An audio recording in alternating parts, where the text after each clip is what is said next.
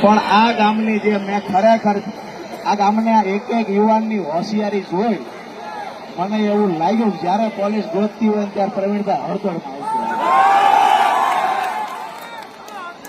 પેલી બાજુથી સમાચાર મળ્યા, હું બેઠો તો સમાચાર મળ્યા એક ગાડી બે આવે છે પોલીસની, તો એક ભાઈ મને પકડીને કે બેસી જાઓ મોટરસાયકલ. હું બેઠો ને એમને મારા માર આવડો કપા એમાં મોટરસાયકલ એક હાથમાં એ ભાઈને ફોન, આવી રીતે કપામાં મોટરસાયકલ સતાય જવા દીધું, સામે જઈ અને બહાર દીધા, ફરતા આખા ગામ ફરતા છોકરા ઉભા રાખી દીધા. પોલીસને નથી ખબર કે અમે ક્યાં, પણ પોલીસ ક્યાં ક્યાં છે ને અમારા ખેડૂતોને ખબર હતી. કેટલાયને એવું હતું કે કાળે ગાડી લઈને જાવી, સિવિલ ડ્રેસ પહેરીને જાવી તો નહીં ઓળખે.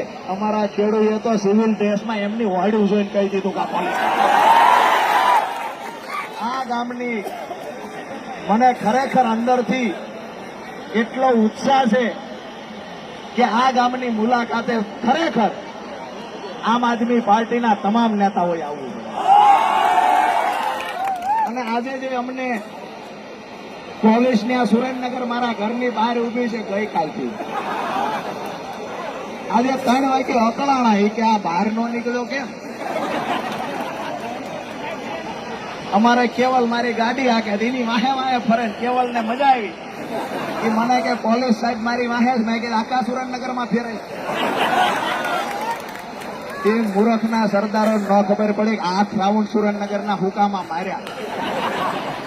2 કલાક સુધી એને ફેરવા જ કર્યા.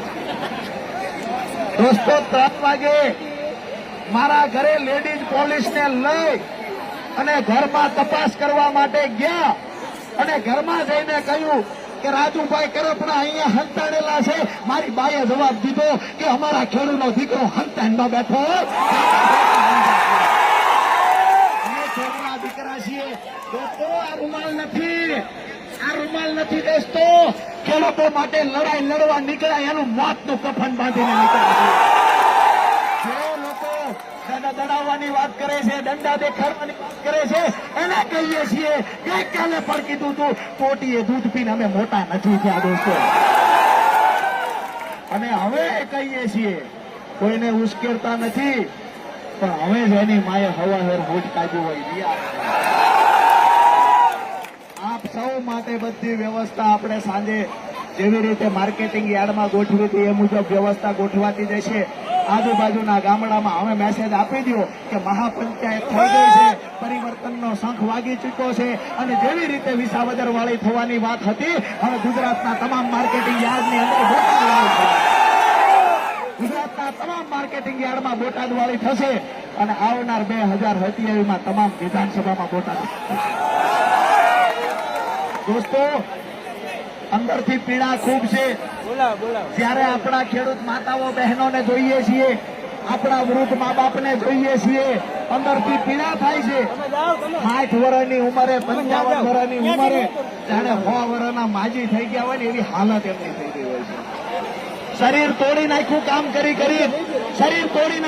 કરી કરીને છતાં એકવાર પૂછો, દીકરાની વવારુને હોનું ચડાવવું હોય પોતાના કાનની તરોટીઓ ભંગાવવા જવું પડે. આ પીડા ઘરે લગ્નનો ઢોલ વાગતો હોય, દીકરાના લગ્ન હોય, લગ્ન આવ્યા હોય, લગ્નનો એક બાજુ ઢોલ વાગતો હોય, બીજી બાજુ એ વરરાજાનો બાપ ગામમાં વ્યાજે પૈસા ગોતવા નીકળે ને આ પીડા રાજુ કરપડા થાય છે. બહેનો હોનીની દુકાને જઈ પોતાનું હોનું ભંગાવે છે, આ પીડા થાય છે. અને આ તમામ પીડાઓનો એક જ રસ્તો છે કે યાર્ડના સત્તાધીશો જે ખેડૂતોને લૂંટે છે એને અહીંયાથી દૂર કરવા અને આવનાર સમયની અંદર તમામ વિધાનસભાઓની અંદર, તાલુકા જિલ્લા પંચાયતની અંદર બોટાદ વાળી કરવાનો સમય પાકી ગયો છે. દોસ્તો વધારે વિશેષ કઈ વાત નથી કરવી, પણ આજે અહીંયા ઉપસ્થિત